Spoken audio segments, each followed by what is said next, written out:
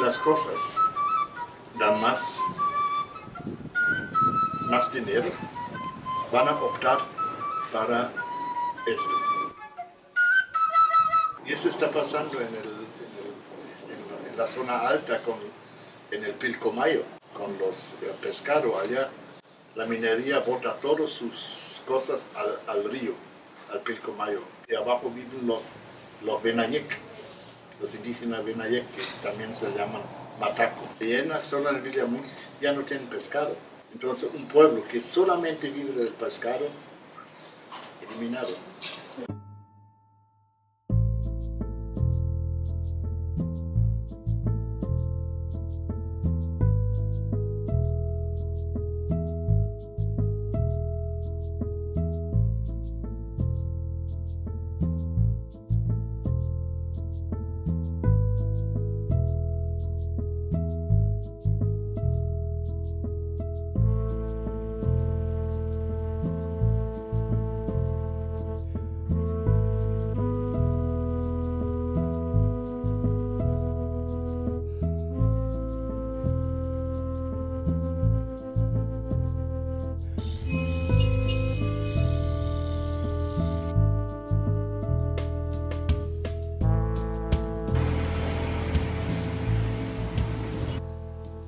The problem in the past, from the early 1900s, when the first exploration of hydrocarbons and oil and natural gas happened, is that the contracts that were negotiated with these multinational firms were just terrible and really went against the national interests.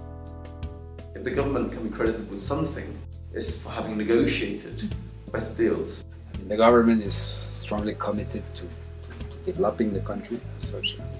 Bolivia is a country where there's a large percentage of poor people, strong inequalities, lack of infrastructure. There is a strong commitment of the government to face this situation, and they've been relatively successful in reducing it during the last 5 years. The country's going through a very good moment. The trade deficit is lower and lower. In fact, actually, we're running a trade surplus because we export a lot of hydrocarbons, a lot of minerals. Levels of income inequality have gone down, largely through the government's redistributive policies. There have been very important advances, for example, in the minimum wage, which has gone up from 400 bolivianos to 12 to 1400 bolivianos, right? So that's a threefold increase. There are still very rich landowners, especially in the southeast of the country. A lot of wealth and private companies still concentrated in the hands of few individuals. But the government at least is working on that. Hasta la fecha no hay desarrollo sostenible y no existe. Hasta la fecha hay sacar lo máximo que te puedes sacar, y después de nosotros el diluvio. There's this idea that we've become un estado extractivista, an extractivist economy that just lives off the single export. One big challenge this government has is to generate productive capabilities within the country. Some people think the gas reserves will last for about 40 years. What do we do after that? A responsible administration would continue investing in alternative sources of wealth. In the government, this line of traditional development is against this other line, which is trying to start this discussion.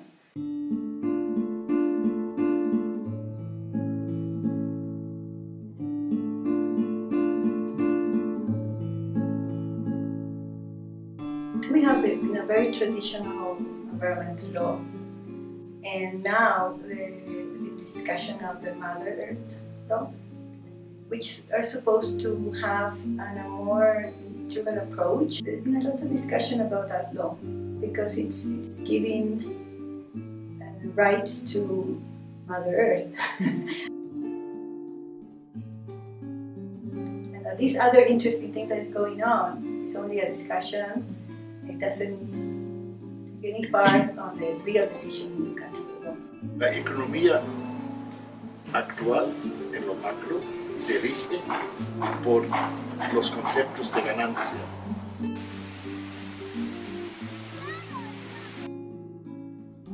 Y él es un presidente cocalero que no tiene la visión de los pueblos indígenas. Tú para sembrar coca tienes que derribar la selva, los árboles. Él no puede convivir con la naturaleza. Por eso es que quiere destruir.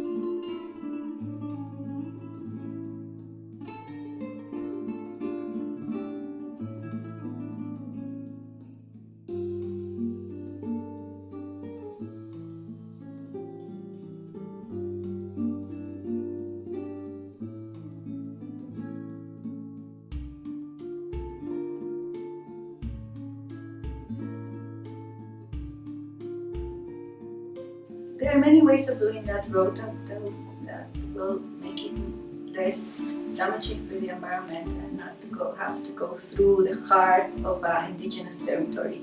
Los administradores de este estado, y particularmente el gobierno de Evo Morales hay suministro, junto con la policía boliviana, el ejército boliviano, han ultrajado nuestros derechos, han puesto, como se dice, nuestra propia constitución, lo han botado al basurero y se han olvidado de las garantías constitucionales y de los tratados, convenios internacionales que nos protegen. If we allow that forest to go, then we're going to lose a lot of money, a lot of potential resources coming, investment, and maybe we should think twice if we can do things better.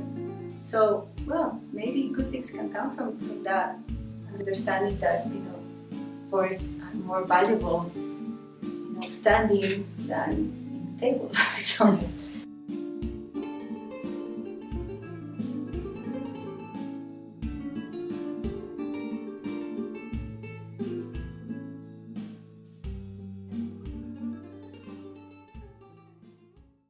Alrededor del Salar de Uyuni existe una característica única, especial, que se ha dado para producir la quinoa. Miles y miles de productores que están dedicados a la producción de quinoa. Es el sustento de las familias, prácticamente es la vida misma, ¿no? De la quinoa pues gana importancia social, económica, mientras el proyecto litio tiene una significación industrial para el país solamente.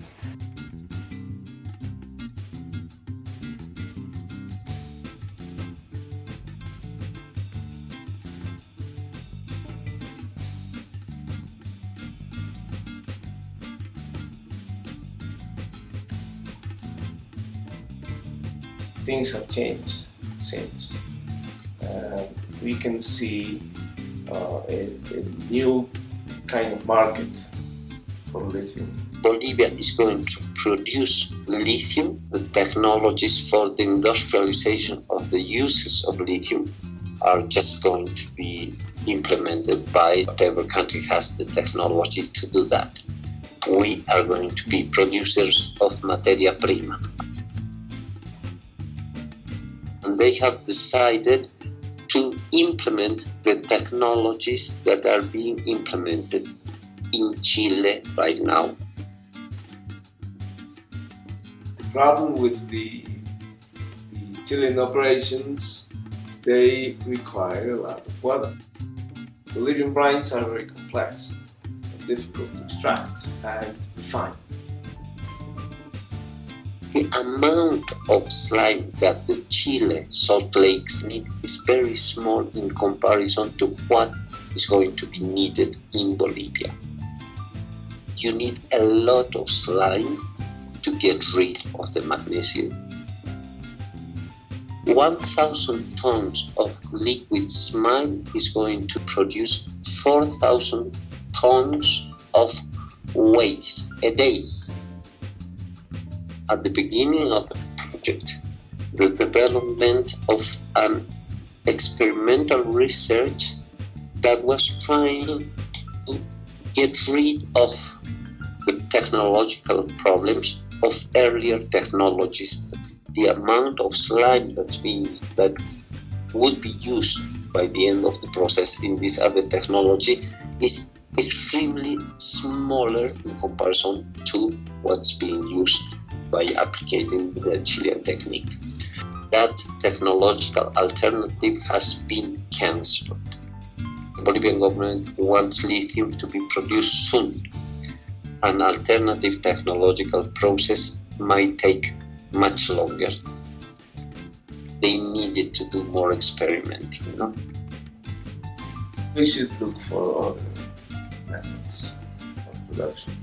And what the Koreans have done is perhaps something to consider. We're able to develop technology to obtain lithium cathodes directly from the Bolivian brines. Of course, you need to evaluate all the aspects of this technology. You need to see whether this technologies affect the environment, and things like that. Whether you can use recyclable kind of methods. We do not disagree with the idea of using lithium and producing lithium. The problem is how you do it. There's not transparency at all, so you don't really know whether these numbers and information are correct. Amamos nuestra tierra, vivimos acá, nuestros hijos, nietos van a seguir viviendo acá, entonces nos interesa, solo que no estamos haciendo mucho al respecto. No tenemos mucha conciencia medioambiental, somos gente que cree que están haciendo bien, o sea que en ningún momento pensamos de que nos pueden estar haciendo daño. ¿Sí? Tenemos fe en que están actuando bien, tanto en el proyecto de litio, tanto en la minería también. The judicial power in the country is so aligned to the government, right? I think that's one of the big weaknesses of the state. So a lot of people who are being persecuted politically or legally because of corruption tend to be people more aligned with the opposition. In the past, the government would turn a blind eye, not just this government, previous governments too. Last year, 19 mayors across the country got destituted or they got convicted of some irregularity, and of those, 9 were mayors aligned with the government, belonging to the MAS, and 10 of them were opposition mayors. It's something. Y su deber de este Estado, de Bolivia, es cumplir con la propia Constitución, llevar salud, educación, pero no hacerlo con chantaje. Se hace todo bajo una presión. Cuando los maestros quieren algo, hacen huelga. Si los colectiveros quieren más plata para el colectivo, hacen huelga. Anyone who has a public voice will start putting pressure on them to honor these commitments. My perception is that we need changes in the law, but we need more explicit and clear objectives behind the laws. The most complicated things are linked with the capacity of the institutions to enforce the law. We know that there are a lot of research needs to be done in terms of the environmental impact. A proper environmental assessment should be done by a team of professionals. Environmental assessments and the process should be public. There is concern about the fact that the actual architecture of distribution of fiscal public resources between national, departmental, municipal governments could be much improved. I feel the only way to have a sustainable development in a country is having the right information, the right participation, and the openness coming from the government to be under the scrutiny of the society. in general, that's democracy. I do think in any developing country there's always what I can call kind of the baseline. Baseline, of course, the level of poverty that you're working with, the baseline in education, and also kind of the values, which is what a new one.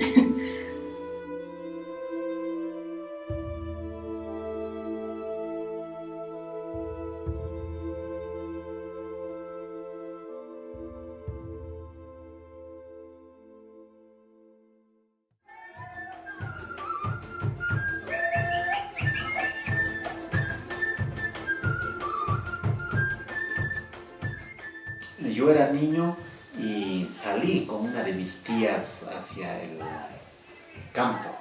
Les manifestaré de que la tola da un fruto que se llama la ancañoca o la sicha también. Entonces hemos cavado con mi tía el fruto. Hemos sacado el fruto y yo, niño, me estaba yendo sin enterrar lo que había cavado. Mi tía me dijo, a la madre tierra hay que cuidar, me dijo. Lo que has cavado tienes que volver a enterrar. Y me hizo enterrar, sí. Entonces ahí he tenido conciencia, mi primer acercamiento a este cuidado natural de la madre tierra. Porque me dijo, porque para el año va a volver a dar fruto y si no lo entierras el viento se lo va a llevar la tierra. Esa enseñanza nos transmite generación tras generación. Cuidamos el medio ambiente.